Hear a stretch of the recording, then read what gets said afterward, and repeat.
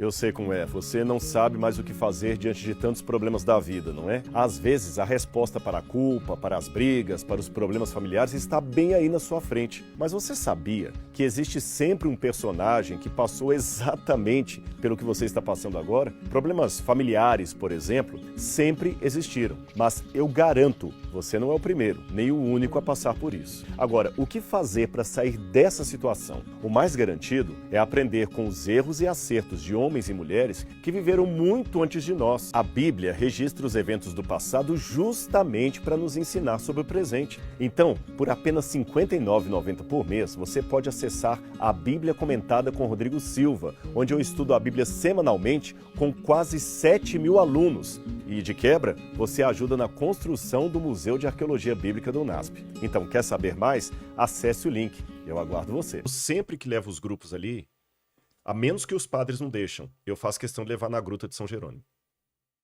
Sabe? Jerônimo, ele fez um trabalho maravilhoso. Uma coisa que eu queria deixar claro, pessoal, embora você já traduziu aí, vulgar hoje significa uma coisa banal, mas no passado, vulgar significa popular.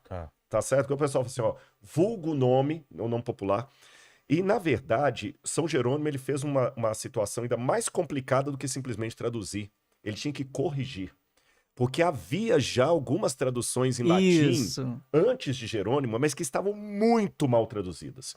Aí o Papa Dámaso, alguns falam Damásio, não sei como é que você pronuncia, alguns falam Dámaso, outros Damásio, convocou o Jerônimo. Só que o Papa não falou assim, fica aqui na Europa e traduz. Falou assim, não. O grego até tudo bem, mas para eu traduzir o hebraico, eu tenho que ter um judeu comigo. Direto dos originais. Eu tenho que ter um judeu comigo, né? E ele tinha um judeu com ele. O livro mais difícil que Jerônimo teve para traduzir foi o livro de Jó. Porque Jó, e você sabe disso uma vez, ele é escorregadio como lama, dizia Jerônimo. Porque tem muitas expressões no livro de Jó que são truncadas. E Jerônimo fez esse trabalho muito bonito da Septuaginta, que nós usamos no aparato crítico para ver como é que a Bíblia foi conservada. Então nós devemos foi um sacrifício da vida. E eu, sendo adventista, não tenho nenhum problema em hoje agradecer a Deus por um homem como Jerônimo, que colocou a Bíblia na linguagem do povo. Agora, tem uma coisa muito bonita que permitiu o trabalho de Jerônimo. Para os católicos, hoje é o dia da Bíblia. É o dia da Bíblia, é o dia de São Jerônimo. Por isso que eu estou puxando esse assunto. E tem até um livro muito bom de Dom Paulo Evaristo Arnes, que é a técnica do livro segundo São Jerônimo, que a gente aprende muito com ele, como é que eram as cópias dos livros, o códex, uma série de coisas assim, as cartas. Mas tem uma coisa que eu quero levantar uma hipótese com vocês aqui. Eu não posso ter a certeza absoluta do que eu estou falando, é uma hipótese. E pode ser que vocês concordem, pode ser que vocês discordem. Eu acredito que Moisés escreveu os 5 primeiros livros da Bíblia. Quando eu digo isso aqui, porque a alta crítica, só para o pessoal de casa saber, vai dizer que Moisés talvez é uma figura lendária, que esses livros foram escritos na época do cativeiro da Babilônia. E tem até alguns judeus que falam isso, como Israel Finkelstein e outros lá. Eu discordo. Respeitosamente eu discordo. Eu acredito que Moisés foi uma figura... Pentateuco? Pentateuco, que é Gênesis, Êxodo, Levítico, os Números e Deuteronômios, que os judeus têm outros nomes, né? Bereshit, né? Shmot, Vaikra, Bamidbar, Dvarim. Os judeus sempre 5 livros da Torá, antes das profecias das Escrituras, que completam o Tanar. O Tanar. Tanar é a abreviatura Torá, de Torá, Nevim, Nevim, Ketuvim, que é os 5 livros, Torá, as profecias e as dos Escrituras. E eles sempre colocam os nomes a partir das primeiras palavras. Então, Bereshit é porque Gênesis começa com Bereshit. Primeira palavra. É a primeira palavra. Mas vamos lá. Partindo do pressuposto que Moisés escreveu, Moisés foi educado em toda a ciência do Egito. O próprio nome Moshe não vem do hebraico. Foi a filha do faraó que deu. Moshe é um nome egípcio.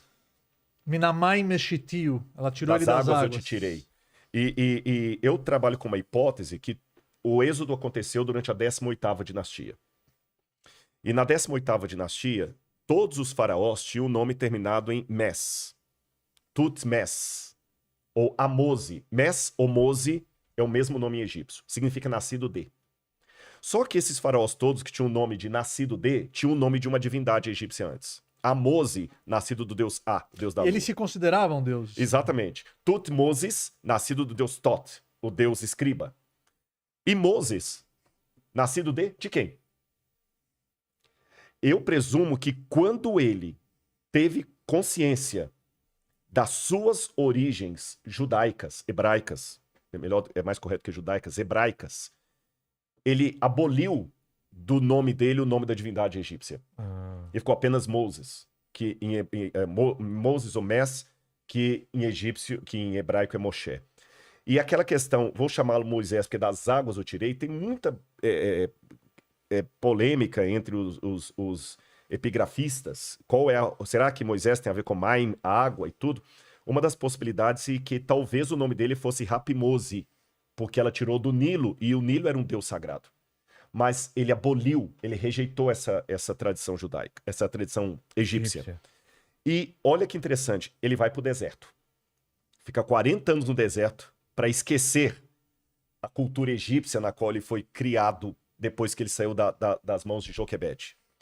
E quando Hashem vira para ele e fala assim, coloca por escrito a palavra que eu vou te dar, partindo da lógica humana, era mais óbvio que ele escrevesse em egípcio, hieróglifos, ou talvez em escrita cuneiforme. Mas ele não escreveu nem hieróglifos, nem escrita cuneiforme. Ele escolhe um tipo de escrita que na época era embrionária. Era a língua dos mineiros. Mineiros não de Minas Gerais. Mineiros trabalhavam nas minas, que é a escrita alfabética, que começou a ser escrito ali. E ele escreve numa língua alfabética, e não em egípcio, nem em cuneiforme. E qual que é a beleza disso? Se ele tivesse escrito a Torá em egípcio ou em cuneiforme, nós precisaríamos esperar até o século XIX para poder ler o que ele escreveu, porque até o século XIX essas línguas ficaram mortas. Jerônimo não poderia ter escrito, não poderia ter traduzido.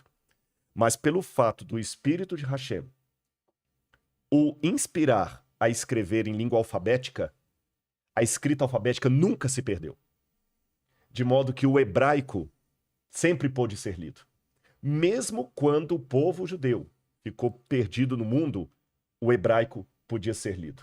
Idioma esse que, pelo judaísmo, o universo foi criado nesse idioma. Quando Deus cria o universo, Yehior, através e seja luz, palavra, né? E seja luz. São 10 dizeres. É o hebraico, é o Lashon HaKodesh. A Torá foi entregue nesse idioma. Então, quando você traduz isso, você perde muito da essência. Por exemplo, o próprio nome Moshe, se é das águas que ele foi retirado, devia ser Mashui, né, no passado. Porque Moshe, a personalidade dele, a essência dele, Moshe, que no futuro ele vai Lehoshia, ele vai salvar os escravos. Ele vai ser o líder. Ele recusou a liderança, mas chegou um momento que ele entendeu que essa era a missão dele na Terra. Mas, por exemplo, se me perguntam, eu só estudo em hebraico, só estudo porque é o original. É chique, né? É o original. Não, mas Rodrigo, é o original, porque se você traduz... Eu tô brincando. Você traduz, você perde muitas explicações, você perde a essência, você perde, por exemplo, o idioma hebraico não é igual, por exemplo, o inglês. Vamos determinar que o céu vai ser sky. Então todo mundo agora vai chamar sky, ou céu. Shamayim é céu. Não é só um nome. Não, a essência do céu é Shamayim, porque Sham, Maim, lá tem água. E nos 6 dias da criação, Deus e nunca se fala isso singular. E nunca fala no singular. Não, e Deus consolidou as águas, formando-se os céus. Então, cada palavra no hebraico, ela não é só... É uma junção ela tem a essência daquela coisa está no nome. Inclusive, pela Kabbalah, pelo judaísmo, quando você vai dar um nome para uma criança, a gente pensa muito antes, porque a personalidade daquela criança vai ser influenciada pelo nome que os pais... Inclusive, a Gemara fala que os pais têm uma espécie de profecia quando vão dar o nome